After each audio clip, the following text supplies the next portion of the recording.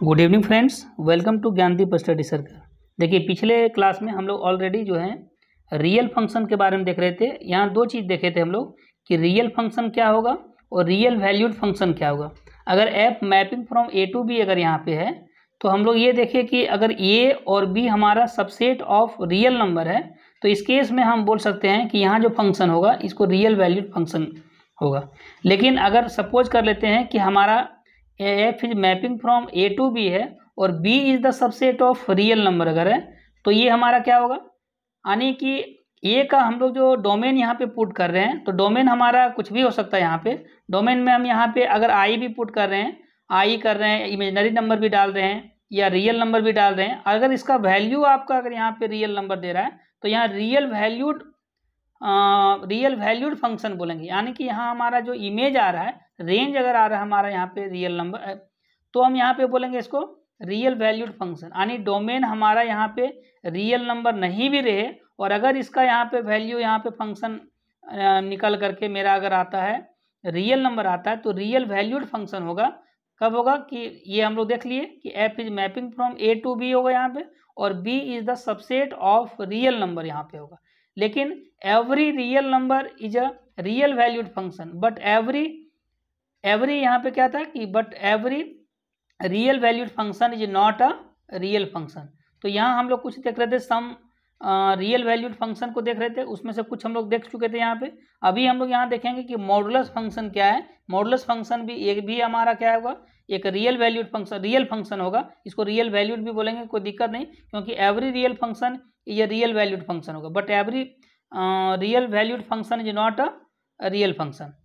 Modulus function क्या है कि अगर f is mapping from real number to real number define यहाँ पे, तो यहाँ पर क्या होगा, f x equal to mod of x. तो मॉड ऑफ एक्स यहाँ पे क्या होगा कि इसका दो वैल्यू होगा, यानी अगर x greater than equals to zero होगा इस केस में यहाँ पे एक्स का जो वैल्यू होगा ये पॉजिटिव वैल्यू लेंगे और if x less than zero अगर है यहाँ पे तो इसका वैल्यू माइनस एक्स होगा यहाँ पे। तो इसका जो डोमेन अगर हम लोग अगर डोमेन की बात करते हैं कि डोमेन इसका क्या हो, क्या क्या वैल्यू इनपुट ले सकता है यहाँ पे, तो डोमेन ऑफ एफ यानी जो फंक्शन हमारा डोमेन है तो इसका जो डोमेन होगा वो एक रियल नंबर होगा और यहाँ पे रेंज जो हम लोग होगा यहाँ पे, तो रेंज इसका क्या होगा कि set of non negative real numbers होगा यहाँ पे।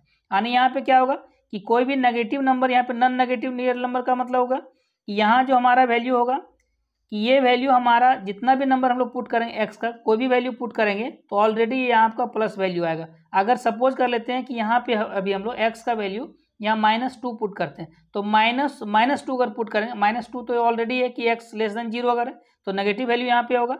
नेगेटिव वैल्यू अगर यहाँ पे पुट करेंगे तो ये भी वैल्यू को पॉजिटिव कर देगा। यानी रियल वैल्यू हमारा क्या है, या तो जीरो, यानी ये जो हमारा रेंज है यहाँ पे या तो जीरो आ रहा है या तो फिर क्या आएगा, ये सारा पॉजिटिव नंबर को यहाँ देगा। सपोज कर लेते हैं यहाँ पे,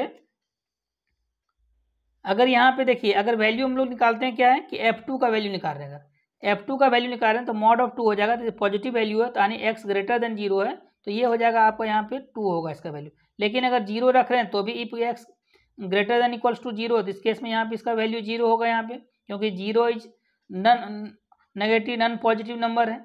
तो यहाँ पे क्या हो, f-2 है यहाँ पे, तो f-2 अगर भी पुट कर रहे हैं तो इसका वैल्यू क्या होगा कि ये माइनस एक्स होता है यहाँ पे।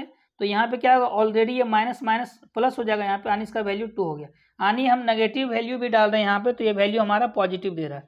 तो यहाँ पे क्या था कि हम लोग यहाँ देखे ऊपर में कि अगर यहाँ पे जो हमारा रेंज होगा तो रेंज हमेशा क्या होगा, ये set of non negative real numbers होगा। Set of non negative real numbers में क्या होता है कि यानी जो वैल्यू होगा हमारा ये होगा, ये आने की हो जाएगा जीरो इंक्लूडिंग जीरो होगा। जीरो के आगे अब सारा नंबर को इंक्लूड करेंगे तो 0 1 2 3 4, चाहे वो फ्रैक्शनल नंबर हो चाहे जो भी नंबर होगा हमारा, ये सारा नंबर यहाँ पे होगा। तो यहाँ से हम लोग देखेंगे कि ग्राफ, क्योंकि कोई भी अगर फंक्शन है तो ग्राफ हमारा जरूरी है। तो ग्राफ हम लोग कैसे बनाते हैं, यहाँ पे क्या करेंगे कि हम लोग कोरस्पॉन्डिंग यहाँ पे सबसे पहले XY प्लेन में हम लोग यहाँ क्या करेंगे कि इसका वैल्यू को पुट करते जाएंगे, एक एक करके वैल्यू को, एक्स का वैल्यू इनपुट करेंगे डोमेन को, तो इसके रिस्पेक्टिव में हमारा रेंज निकलेगा। तो यहाँ पे जो इमेजेस निकलेगा इसको ड्रॉ करेंगे तो ये इस प्रकार से हमारा यहाँ पे आएगा, जो कि ये यहाँ एक इस तरह से लाइन हमारा बनेगा जो कि एक XY प्लेन में होगा और ये x' y यानी कि यहाँ पे जाएगा हमारा। तो ये एफ एक्स इक्वल्स टू, अगर x यहाँ पे है, जब x greater than equals to zero होगा तो ये यहाँ पे क्या होगा कि ये 45 डिग्री एंगल बनाते हुए जाएगा। और इधर से क्या होगा, जब एफ एक्स जब हमारा मॉड ऑफ एक्स का वैल्यू अगर लेस देन 0 अगर यहाँ पे पुट कर रहे हैं एक्स का वैल्यू, तो यहाँ इस केस में क्या होगा, ये सेकंड क्वाड्रेंट में जाएगा और सेकंड क्वाड्रेंट में हमारा क्या होगा कि f x equal to minus x होगा। और एक एक करके वैल्यू हम लोग पुट करेंगे कि अगर यहाँ पे डोमेन रखें तो इसके बदले में हमारा रेंज आएगा, यानी एक्स के बदले में हमारा जो वैल्यू निकलेगा इसका एफ एक्स निकलेगा, तो वहाँ वैल्यू पुट करते जाएंगे एक एक मान।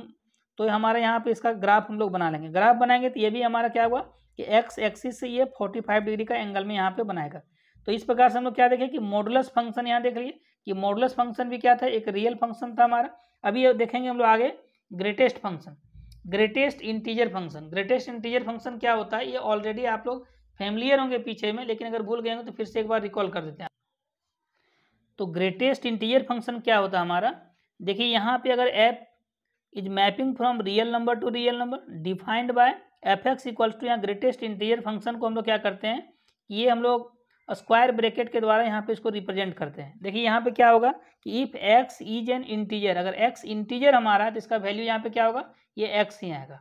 और अगर यहाँ पे क्या है कि if x is a not an integer, अगर एक्स इंटीजर हमारा नहीं है यानी कोई फ्रैक्शनल नंबर अगर है यहाँ पे इसके या डेसिमल नंबर में है, तो ये क्या होगा N integer just less than x होगा। यानी यहाँ पे क्या होगा कि दो यहाँ पे होगा कि अगर हमारा एफ एक्स इक्वल्स टू, अगर हम लोग ग्रेटेस्ट इंटीजर फंक्शन हमारा दिया हुआ है तो यहाँ पे होगा कि x तब आएगा जब यहाँ पे क्या होगा कि if x is an integer, अगर इंटीजर वैल्यू देगा इस केस में इसका वैल्यू x ही रहेगा।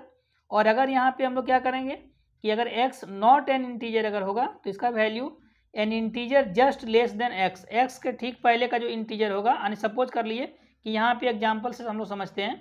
देखिए अगर यहाँ पे 2 यहाँ पे लिए हुए ग्रेटेस्ट इंटीजर फंक्शन ऑफ 2 ले रहे हैं, तो 2 यहाँ पे क्या है कि एक इंटीजर इंटीग्रल वैल्यू है, इसका भी वैल्यू यहाँ पे 2 ही आएगा।